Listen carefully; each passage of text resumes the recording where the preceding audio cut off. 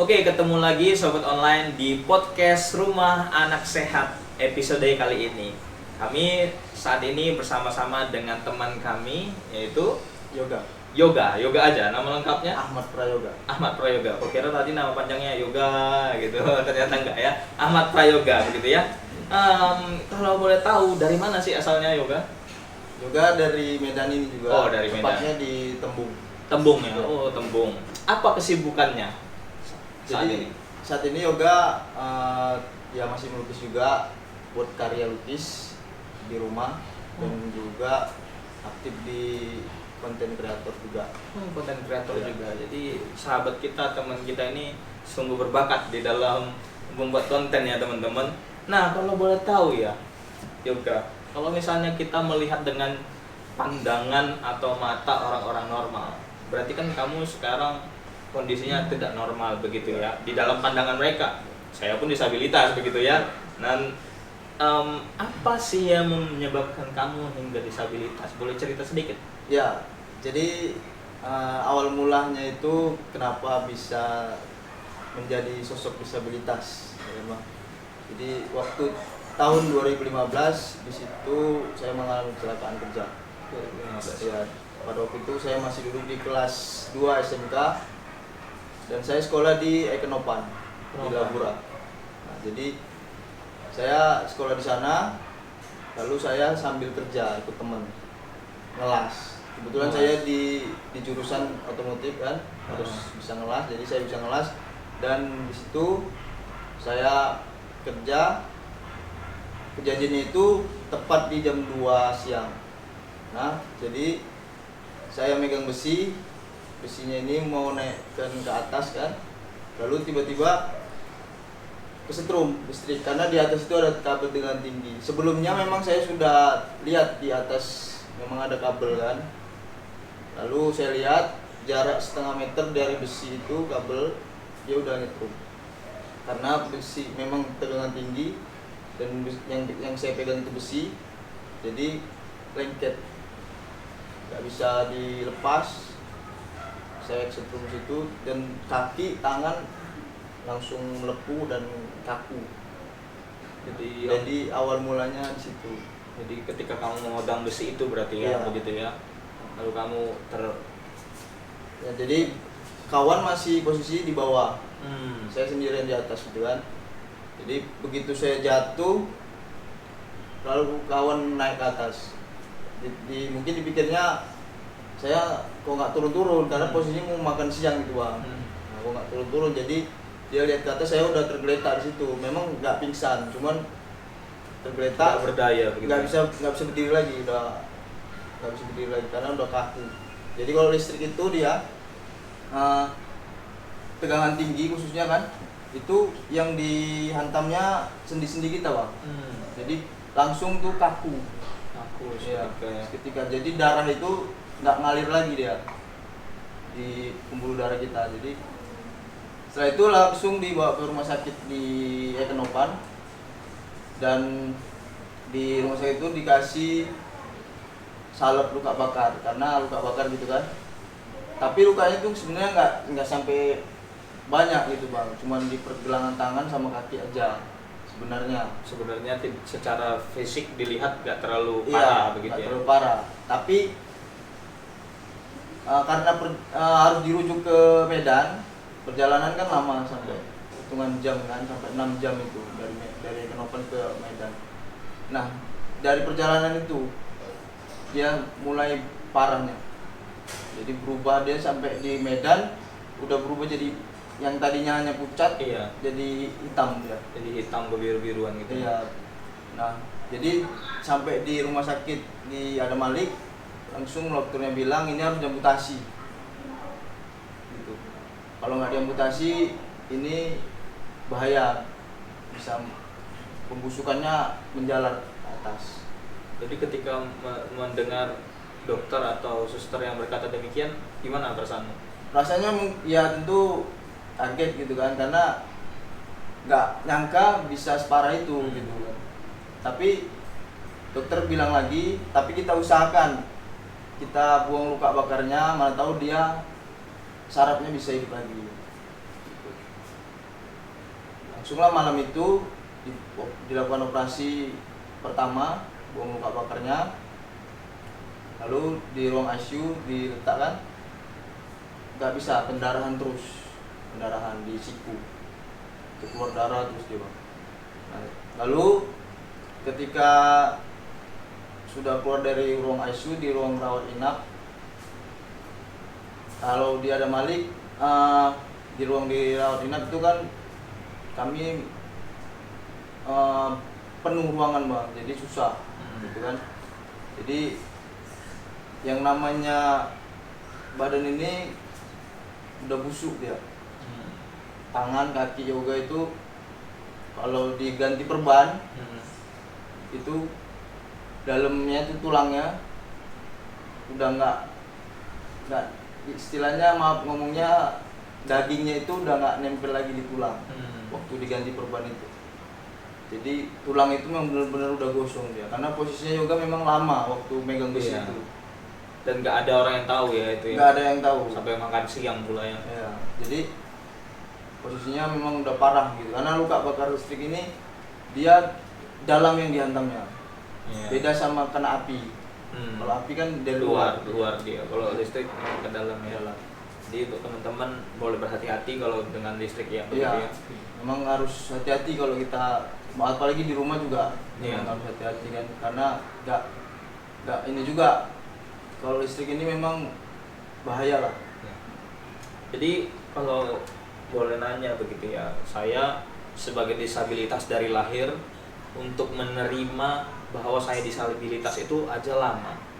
Menurut saya akan lebih lebih sakit ketika kamu tahu kamu yang dahulunya normal begitu ya dari lahir, lalu ternyata kamu harus menjadi disabilitas atau tidak punya tangan, tidak punya kaki. Apa perasaanmu? Ya tentunya bang, pada waktu itu memang terpukul kan, gitu. Datang ke rumah sakit langsung divonis ini harus diamputasi. Maka pada waktu itu dilakukan usaha supaya bisa nggak diamputasi. Tapi pada kenyataannya orang tua menunda memang proses amputasinya. Tapi karena penundaan itu jadi harusnya dia hanya sedikit yang diamputasi, jadi agak panjang, lebih panjang lagi. Karena memang orang tua belum rela diamputasi pada waktu itu kan. Tapi dalam hati Yoga,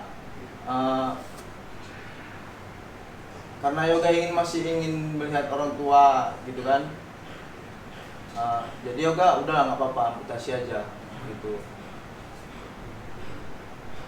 Mungkin memang itu jalannya gitu kan bang. Memang Yoga kalau masih memang diberi kesempatan untuk hidup harus diamputasi, ya udah Yoga bilang sama orang tua seperti itu, amputasi aja. Tapi pada waktu itu nunggu Yoga udah disetujui bahwasanya itu amputasi, tapi ditunda lagi prosesnya karena rumah sakitnya prosedurnya seperti itu bang. Jadi harus menunggu lagi, jadi maka lebih lama dia. Lalu setelah itu diamputasi. Dan setelah diamputasi kan kini hidupmu sudah tidak lama, sudah tidak sama begitu ya. Sudah tidak sama. Dan kalau boleh tahu perasaan minder itu, atau ada nggak sih titik terendahmu? Ada. Setelah keadaan itu? Iya, setelah diamputasi ya itulah pada waktu awal-awal kejadian ya, itu titik terendah dalam hidup Yoga sebenarnya. Tapi Yoga nggak tunjukkan itu di depan orang-orang, gitu kan. Artinya pada saat di rumah sakit pun ya orang mau datang jenguk Yoga gitu kan, mereka ya nangis apa segala macam, nggak berani lihat gitu kan. Tapi Yoga ya nggak tunjukkan bahwasanya Yoga sedih, nggak. Tapi ya udah senyum aja, gitu bang. Ya, karena gini, kalau Yoga di situ sedih, orang tua udah sedih, ya jadi nggak ada yang menyemangati kan. Jadi tetap ya udah, walaupun Yoga kondisinya di dalam hancur, tetap harus di luar, tetap harus baik-baik aja. Ya. Seperti itu. Pernah nggak terbesit? Kalau saya pernah terbesit untuk mengakhiri hidup. Pernah nggak terbesit? Enggak. Kalau saya alhamdulillah nggak pernah bang, karena hakikatnya saya pernah belajar bahwasanya ya hidup itu memang selalu ada masalah walaupun Betul. kita nggak cari masalah. Betul. Gitu kan. Jadi mungkin ya memang masalah kita itu berbeda dari Iya. yang lain diberikan sama Tuhan. Iya. Karena ya kita yang sanggup gitu kan. Betul. Kita yang sanggup. Betul, betul. Jadi untuk berpikir sampai sejauh itu yoga nggak pernah bang. Keren, keren. Kalau saya pernah begitu ya. Dan apa sih yang membuat kamu, hal apa yang bisa membuat kamu dari titik yang terendah itu bisa kamu bangkit? Apa yang membuat bisa kamu bangkit? Semangat dari mana? Orang tua kah? Ya, yang membuat bangkit itu yang paling pertama ya sebenarnya orang tua bang, keluarga kan. Karena memang kita kita dibesarkan dari kecil, ya kan? Yaitu karena jasa orang tua kita. Jadi yoga berpikir bahwasanya nggak apa-apa aku sekarang mengalami kondisi yang nggak normal, tapi aku masih punya akal yang bisa aku gunakan. Betul. Gitu kan. Jadi yang bisa buat semangat orang tua, dan yang penting kita masih punya akal sehat. Betul. Itu yang dari yoga bang. Betul. Dan kalau misalnya saya juga pengamat disabilitas begitu ya, kita sebenarnya bukan disability, melainkan difabel, different ability begitu ya. Kita bisa melakukan sesuatu dengan cara kita, Iya. gitu ya kan. Menarik ya tentang itu ya. Lalu kalau boleh tahu, gimana kaitan kamu bisa ketemu SKF nih, Smiling Kids? Iya, jadi pada waktu yoga dirawat di rumah sakit Adama itu, yoga didampingi oleh seorang guru yoga. Jadi yoga dulu bang, kan kebetulan di sekolah itu yoga aktif kan. Jadi yang yoga kerja di rumahnya ini, yang yoga kelas tadi itu juga seorang orang yang pendiri sekolah itu gitu.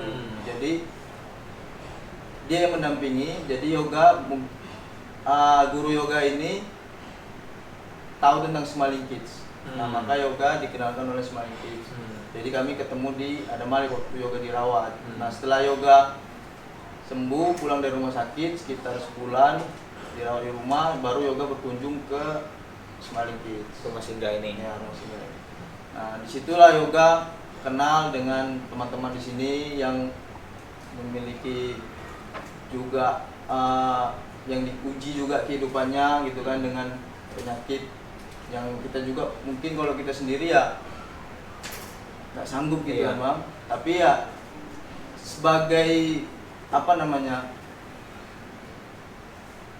tolak ukur bahwasanya kita ini nggak sendirian. Iya. Gitu kan. Jadi ada beberapa teman-teman kita juga yang bisa memberikan kita itu semangat dari apa yang kita lihat. Gitu. Nah, jadi di situ yoga di tahun 2015 juga yoga berkunjung ke Smiling Kids itu. Berarti kamu menemukan teman-teman yang sebenarnya memang beda masalahnya. Beda begitu. masalahnya. Mereka dengan penyakit, tetapi sama-sama berjuang begitu Ya, sama-sama berjuang untuk ya tetap bertahan hidup dan positif. Betul. Ini menarik tadi ya melihat kesibukan kamu melukis gitu ya. Melukis. Berarti kamu melukis dengan apa? Dengan mulut. Ya. Nah, kalau boleh ya ditampilkan ya nanti lukisannya ya di editor begitu ya, ditampilkan begitu ya karya-karya daripada yoga ini. Nah, yoga untuk yang terakhir begitu ya, apa pesan-pesan bagi teman-teman yang menghadapi seperti kamu disabilitas, seperti saya disabilitas, bahkan teman-teman yang terkena kanker begitu? Ya mungkin apapun yang menjadi ujian dalam hidup kita, baik itu kita diberikan penyakit ataupun kita dalam kondisi kita yang terbatas, disabilitas, ya kita harus tetap bersyukur karena kita bisa bertahan dalam kondisi kita itu karena juga ada campur tangan Tuhan di dalamnya. Nah, Setuju. jadi kita harus bersyukur dan juga sabar Sabar. dalam kehidupan ini, karena memang nggak mudah, tapi percayalah ada orang-orang baik di sekitar kita, gitu kan. Ya tentunya seperti banyak contohnya yang sudah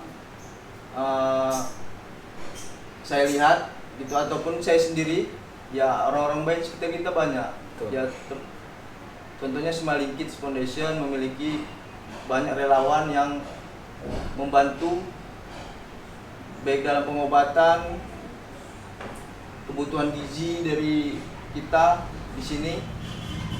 Mereka banyak membantu, dan para donatur juga selalu support kegiatan dan proses pengobatan di Smiling Kids kan, Bang? Ya. Nah, maka kita jangan putus asa, tetap berjuang, karena semua itu akan terlewati. Ya. Dan jangan pernah mengakhiri hidup yang Tuhan beri, begitu ya. Ya. Nah, itu juga pelajaran bagi gue ya, bro, begitu ya. Dan jangan pernah, tetap semangat dan sabar, Sabar. gitu ya.